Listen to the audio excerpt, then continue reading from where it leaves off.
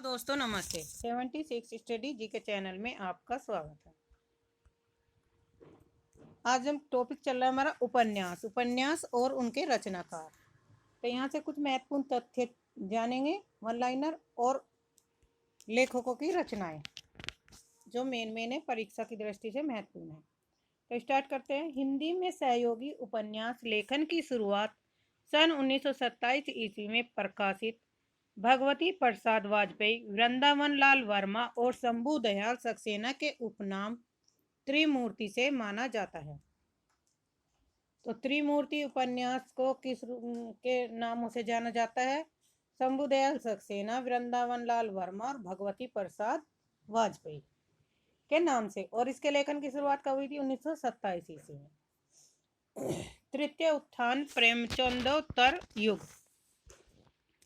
जैनेन्द्र कुमार को हिंदी में मनोविश्लेषणवादी उपन्यास का जनक माना जाता है। तो मनोविश्लेषणवादी उपन्यास का जनक किसे माना जाता है? जैनेन्द्र को।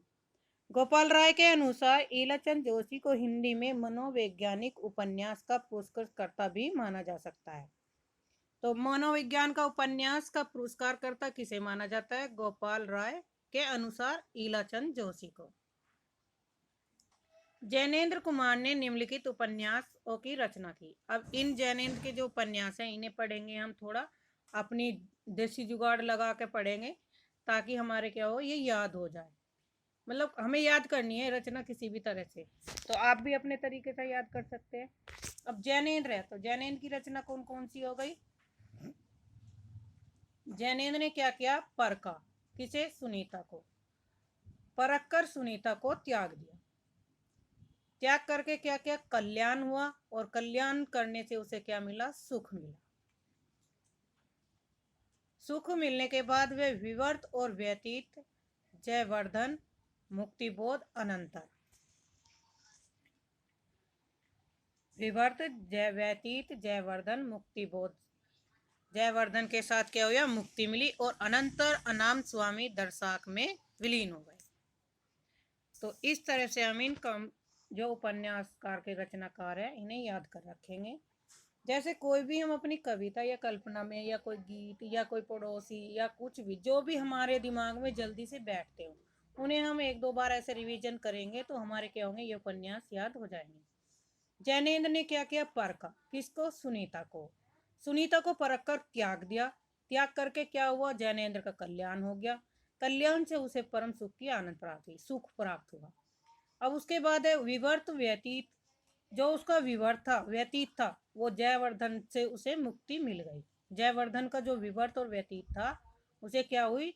व्यतीत से मुक्ति मिल गई अनंतर तक, और वे अनाम स्वामी के दर्शन हो गए।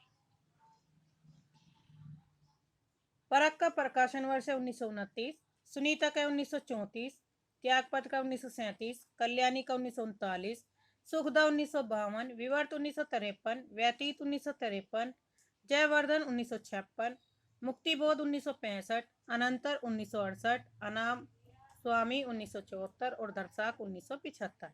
अब इनकी विषय वस्तु है, जो विषय वस्तु से संबंधित क्वेश्चन पूछे जाते हैं। परख में किसका है? प्रेम का आदर्शीकरण। सुनीता में श्रीकांत, सुनीता और हरिपर्सन के मनोभाव का विश्लेषण है।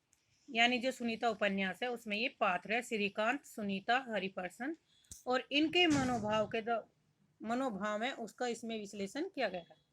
त्यागपत्र में स्त्री के विद्रोही व्यक्तित्व का चित्रण किया गया है। कल्याणी में विवाह के पश्चात की समस्या का चित्रण है। 19 सुखदा में नायिका सुखदा के मनोभाव का विश्लेषण है। और विवर्त में है भुवन मोहिनी जितेन की प्रेम कथा का चित्रण। ये पात्र है इसमें भुवन मोहिनी और जितेन। जयवर्धन में व्यक्ति की निजता, शासन की सामाजिकता के द्वंद्व का चित्रण है। अनाम स्वामी में मानव के मार्मिक रूढ़ियों से मुक्त होने का चित्रण, और दर्शाक में विवाह विच्छेद, स्त्री जीवन की विडंबना का चित्रण है। अब है जैनेन्द्र कुमार।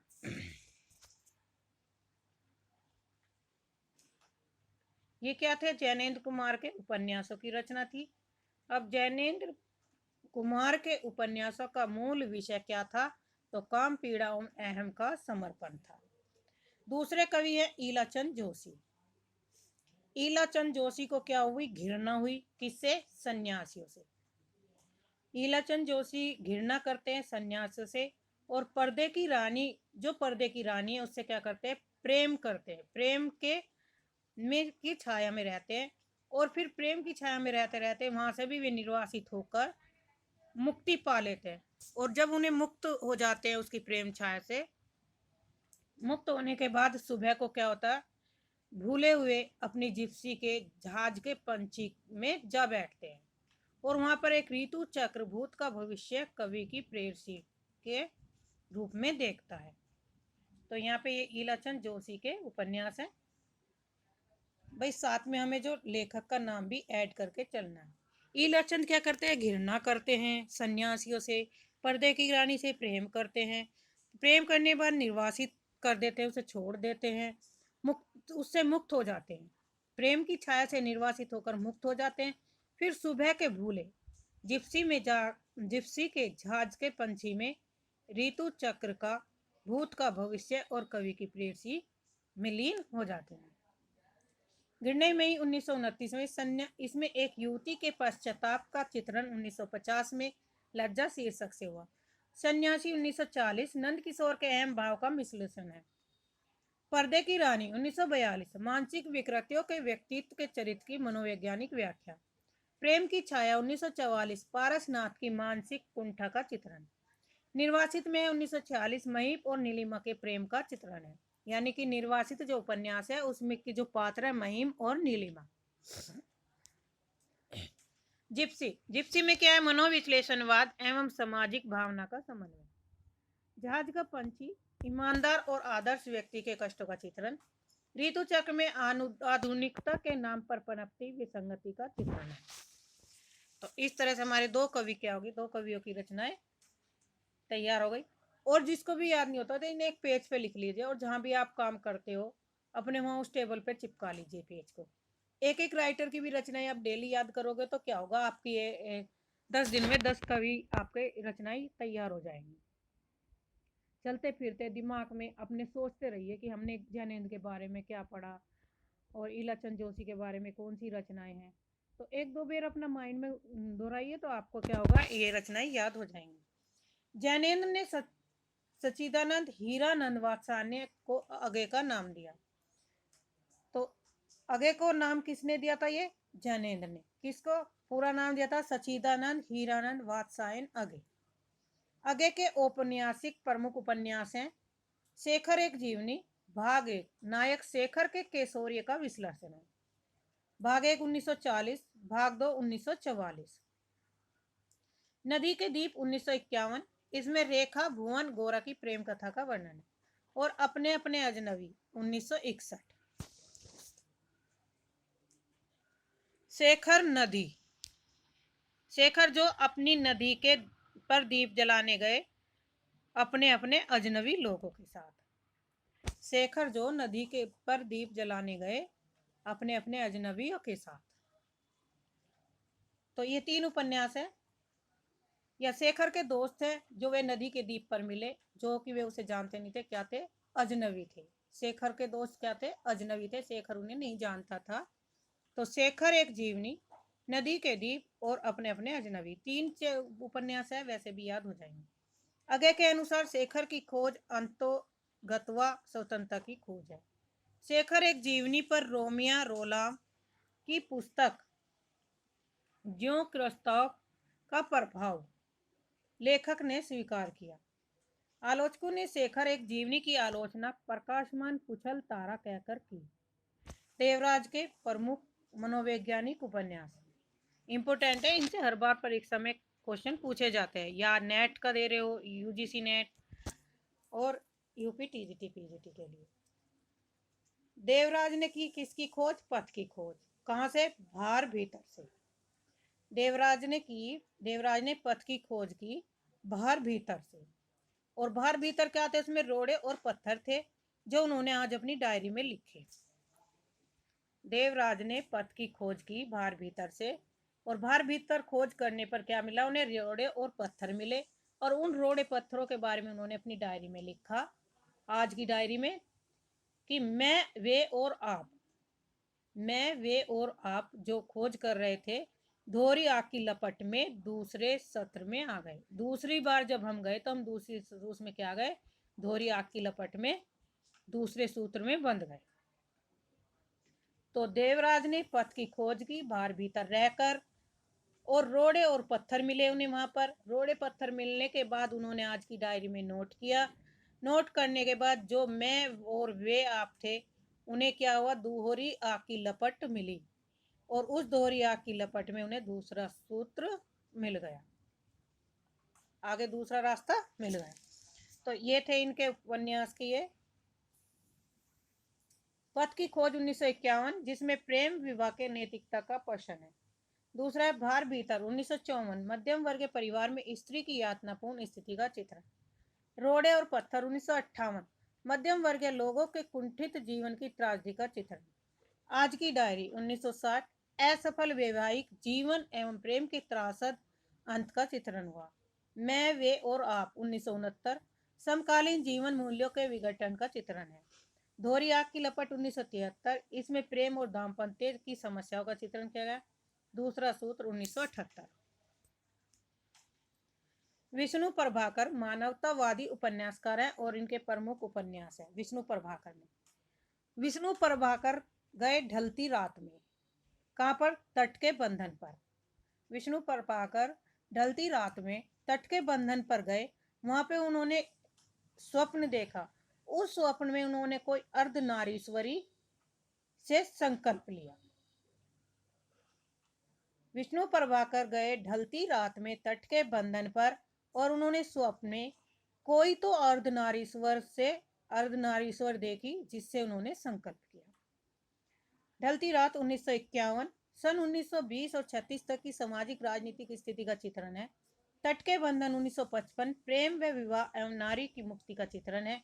स्वप्नमयी 1956, स्त्री के काल्पनिक, तार्कातीत और स्वप्न जीवित चरित्र का अंकन है। कोई तो 1980, नैतिक रूढ़ियों और बलात्कार की शिकार स्त्रियों की समस्या। अर्धनारीश्वर 1992, स्त्रियों के बलात्कार और यातना का चित्रण इसमें किया गया है। संकल्प किया 1993, परित्यक्ता स्त्री की मनोभाव का अंकन है। तो ये थे हमारे विष्णु प्रभाकर के उपन्यास। अब उदय शंकर भट्ट भी एक मानवतावादी उपन्यास के अंतर्गत आते हैं। तो उन्हें उदय शंकर भट्ट और विष्णु प्रभाकर कैसे उपन्यासकार थे, मानवतावादी। उदय शंकर भट्ट को क्या मिला, एक नया मोड़ मिला। उदय शंकर भट्ट एक नए मोड़ पर आए। वहां पर उन्होंने नए मोड़ पर क्या देखी, सागर की लहरें और मनुष्य की को देखा। उदय शंकर भट्ट नए मोड़ पर गए, और नए मोड़ पर उन्हें क्या मिला, सागर, लहरें और मनुष्य देखे। तो सागर, लहरें और मनुष्य देखने के बाद उन्हें क्या हुए, लोक परलोक के दर्शन हुए, जिसमें जो लोग शेष और अशेष थे। उदय शंकर भट्ट को नए मोड़ पर गए। उदय शंकर भट्ट नए मोड़ पर गए। सागर और लहरें और मनुष्य वहां पर उन्हें बहुत सारे मिले, जहां पर लोक परलोक, शेष और अशेष थे। 1954 ईस्वी में नए मोड़ का प्रकाशन वर्ष, सुशिक्षित एवं आत्मनिर्भर नारी की व्यवस्था का चित्रण है। सागर और लहरें मनुष्य में बंबई की बरसोवा मछुआरों की जिंदगी का चित्रण किया गया है। लोक परलोक में 1958 ग्रामीण जीवन का आधुनिक सभ्यता के प्रभाव का चित्रण है। 1960 साधु सन्यासियों के जीवन का यथार्थ चित्रण। तो ये 4 थे उदय शंकर भट्ट के उपन्यास। मेरी छोटी सी कोशिश है कि जिससे मैं इन रचनाओं को आपको याद करा सकूं। और कोई आपके पास अच्छी ट्रिक हो तो आप कमेंट में लिख दीजिए, तो हम उसे भी देख लेंगे। उसके जिस तरह से भी याद होंगे, हम इन रचनाओं को याद करेंगे। भगवती चरण वर्मन के उपन्यास कैसे है, व्यक्तिवादी और नियतिवादी उपन्यासकार माना जाता है। भगवती चरण के उपन्यास, भगवती चरण वर्मा को पतन हुआ। पतन होने के बाद उन्होंने चित्रलेखा को देखा, और चित्रलेखा को लिखते लिखते 3 वर्ष हो गए। भगवती चरण वर्मा का पतन के बाद उन्होंने चित्रलेखा को लिखा, और चित्रलेखा को कितने वर्षों तक लिखा, 3 वर्षों तक लिखा। 3 वर्षों तक वो टेढ़े मेढ़े रास्ते पर चलते रहे। फिर उन्हें क्या मिला, एक आखिरी दाव सूझा, एक आखिरी उपाय सूझा उन्हें, और उस आखिरी उपाय को उन्होंने अपने जो खिलौने रखे थे और जिन्हें धरकर वे क्या गए थे, भूल गए थे, भूल बिसर गए थे, उन्हें फिर उन क्या हुआ, उस आखिरी दाव में अपने खिलौने जो वे भूले बिसरे खिलौने थे उनके, उनकी फिर उन्हें याद आई। भूले बिसरे खिलौनों की क्या आई, वह फिर याद आई, और याद आने के बाद उन्होंने उसे सामर्थ्य और सीमा के अनुसार, जितनी उनमें सामर्थ्य और सीमा बची थी, और थके पांव से रेखा से उन्होंने सच्ची सीधी बात की। सच्ची सीधी बात करने के बाद वे क्या करे, राम के उसमें सभी को नचाने लगे। राम नचावत राम गोसाई, और सब नाचते नाचते प्रसन्न और मरीचिका में लिप्त हो गए। पतन 1927 में अपराध और बलात्कार प्रधान ऐतिहासिक उपन्यास है। चित्रलेखा 1934 पाप और पुण्य के नैतिक प्रश्न का चित्रण है। 3 वर्ष 1936 प्रेम का विवाह में परिणति, इस समस्या का चित्रण है। टेढ़े मेढ़े रास्ते 1946 गांधीवाद, साम्यवाद और आतंकवाद का टेढ़े मेढ़े रास्ते के रूप में चित्रण। आखिरी दाव 1950 एक जुआरी की असफल प्रेम कथा। अपने खिलौने 1957 दिल्ली के मॉडर्न सोसाइटी पर तीखा व्यंग। भूले बिसरे चित्र 1959 3 पीढ़ियों के जीवन मूल्य में परिवर्तन की कथा। वह फिर नहीं आई 1960 आधुनिक जीवन की विषमता के बीच गहन जिजीविषा।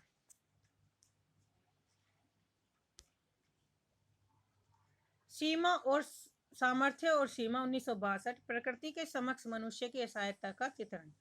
थके पाव 1963 रेखा 1964 सच्ची सीधी बात नारी के गहन अंतर्द्वंद का चित्रण। सच्ची सीधी बात सन 1938 और 48 तक के राष्ट्रवादी नेताओं की दृष्टि का मूल्यांकन है। सभे नचावत राम गोसाई 1970 सन 1919 से 1965 तक के इतिहास का चित्रण। प्रश्न और मारीचिका 1973 व्यक्ति के मन में विघटित मानव मूल्य का प्रश्न शासन की मारीचिका में का चित्रण है। भगवती चरण वर्मा द्वारा रचित चित्ररेखा पर फ्रेंच उपन्यासकार आनातोले के उपन्यास का प्रभाव है। उपेन्द्रनाथ अस को मध्यम वर्ग का चितेरा उपन्यासकार कहा जाता है और इनकी प्रमुख रचनाएं निम्नलिखित हैं। अब है उपेन्द्रनाथ अस के प्रमुख उपन्यास, जिसमें है सितारों के खेल। सितारों के खेल 1940, गिरती दीवारें 1947, गरम राख 1957, बड़ी बड़ी आंखें 1955, पत्थर अल पत्थर 1957, शहर में घूमता आईना 1963, एक रात का नरक, एक नन्ही कंदील का एक अंश 1968, एक नन्ही कंदील 1969, बांधों ने नाव ठाव 1974, निमिषा 1980, पलटती धारा 1997। अब उपेन्द्रनाथ अस्क ने क्या किया, सितारों का खेल। उपेन्द्रनाथ अस्क को पता है कि वे सितारों का खेल कैसा है, जो एक गिरती दीवारों की तरह है। सितारों का खेल कैसा है, गिरती दीवारों की तरह है, और गरम राख है, जो गरम राख से क्या होती है, बड़ी बड़ी आंखें हो जाती है, पत्थर अल पत्थर की, जो शहर में घूमते आईने के समान है। एक रात का नरक और एक नन्ही कंदील, बांधों ने नाव इस ठाव को। एक रात का नरक, एक नन्ही कंदील, बांधों ने नाव इस ठाव को, निमिषा से पलटती धारा है। निमिषा से पलटती धारा। उपेन्द्रनाथ अक्स ने फ्रांसीसी उपन्यास रोमा फ्लू से प्रेरणा लेकर गिरती दीवारों की कई श्रृंखला में लिखा था।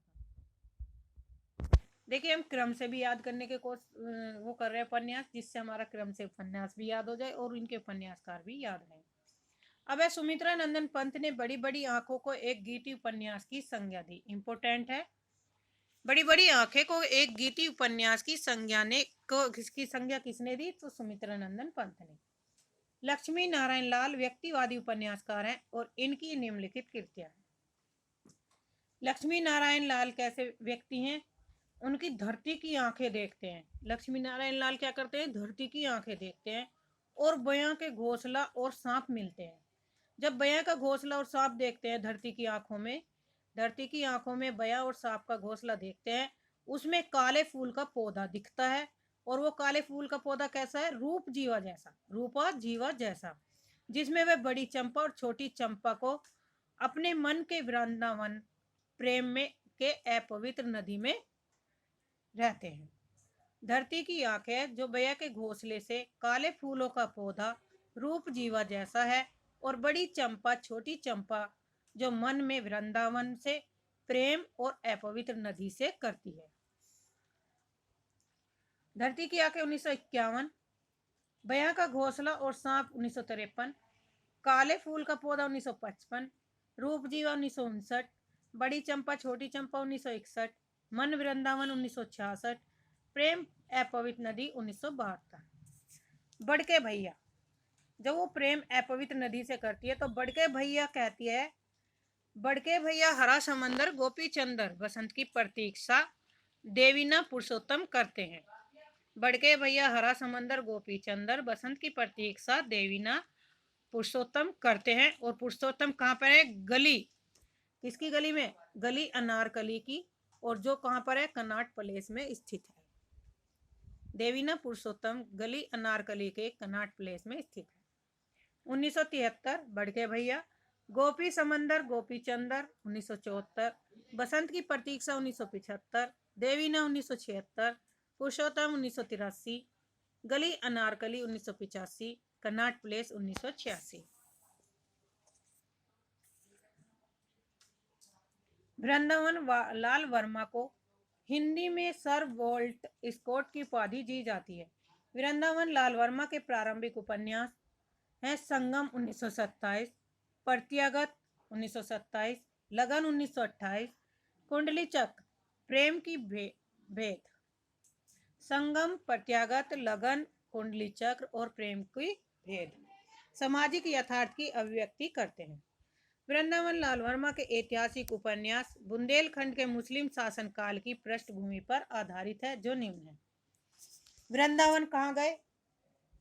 यहां से करते, वृंदावन जी गए गढ़ कुंडार। गढ़ कुंडार में उन्होंने किसको देखा? विराट की पद्मिनी को, जो मृग नयनी जैसी थी, टूटे कांटे अहिल्याबाई जैसी।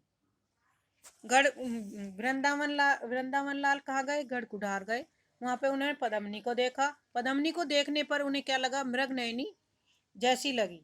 और मृग नयनी जैसी लगने पर क्या हुआ? उनका स्वप्न टूटा, टूटे कांटे, जिसमें उन्हें अहिल्याबाई के भुवन विक्रम की झलक दिखाई दी, जिसमें उन्हें अहिल्याबाई भुवन विक्रम जो माधवजी सिंधिया की झलक दिखाई दी।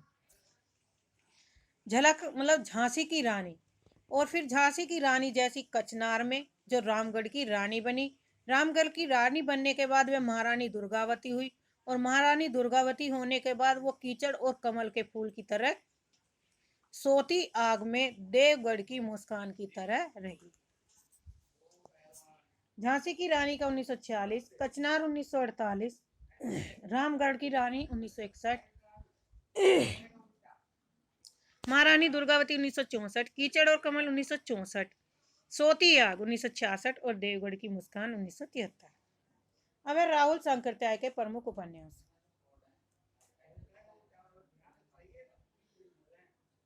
जीने के लिए राहुल शंकरत्याय का है जीने के लिए 1940, सिंह सेनापति 1942, जय योद्धे 1944, मधुर स्वप्न 1950, विस्मृति यात्री 1954। अब राहुल शंकरत्याय क्या करते हैं? उन्हें जीने के लिए क्या चाहिए? सिंह सेनापति चाहिए। सिंह सेनापति क्या करते हैं? युद्ध में जय प्राप्त करते हैं। राहुल शंकरत्याय को जीने के लिए क्या चाहिए? सिंह सेनापति को चाहिए। और सिंह सेनापति किस लिए होते हैं? जय योद्धे के लिए होते हैं, जिसमें वे मधुर स्वप्न में अपनी विस्मृत यात्रा करते हैं, जिसमें वे मधुर स्वप्न अपनी विस्मृत यात्रा को याद करते हैं। जीने के लिए 1940, सिंह सेनापति 1942, जय योद्धे 1944, मधुर स्वप्न 1950 और विस्मृत यात्री 1954। जीने के लिए भारत के विक्षुब्ध सामाजिक और राजनीतिक स्थिति का चित्रण है। 1942 वैशाली तथा तक्षशिला के गण राज्यों की कथा। 1944 यमुना सतलज और हिमालय के बीच स्थित योद्धे राज्य के अवसान का चित्रण। 1950 मध्य एशिया में अरबीभूत मद्दक के अनुयायी अंतर जरगर के जीवन दर्शन का चित्रण है। विस्मृत में बौद्ध यात्री नरेंद्र यश की जीवन यात्रा पर आधारित है। राहुल संकृत्याय ने जीने के लिए हिंदी का पहला खुला राजनीतिक उपन्यास लिखा। सन 1961 में प्रकाशित राहुल संकृत्याय ने दिवोदास उपन्यास में आर्यों के उन्मुक्त कुंठा रहित जीवन का चित्रण किया। आज के लिए इतना ही, धन्यवाद। देखते हैं इसमें से कितने की